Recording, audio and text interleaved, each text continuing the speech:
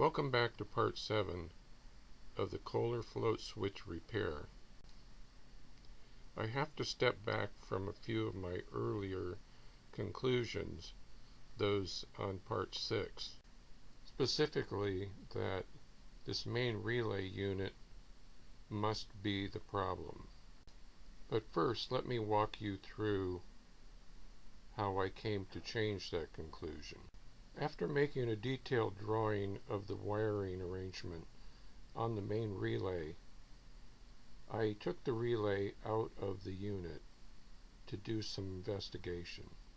My thinking at the time was that the relay contacts may have been fouled through repeated contact use and in some way may have been restricting current to the circuit board.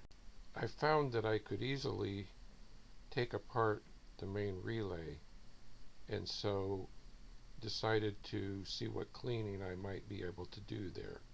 I was pretty much able to disassemble the entire unit and gain access to the actual contact points within the unit. So with those disassembled parts, I was able to sand them down and establish some very clean contact points on both sides of the contact. Once I felt I had cleaned them sufficiently to establish strong contacts, I reassembled the unit and placed it back into the steam unit. Believing that I'd finally solved the problem, I re-established my water supply line and 220 service to the unit outside the house for testing.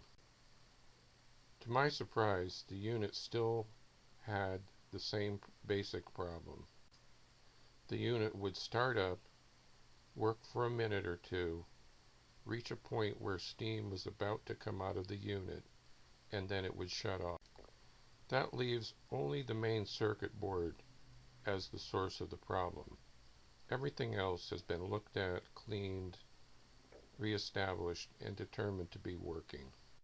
So that leads us to part 8 in this series, the circuit board. Join me in part 8 when I remove the circuit board, create diagrams and schematics, and do a thorough analysis of the circuit board to a point where we can finally solve this problem and put the unit back in service. Thanks for watching.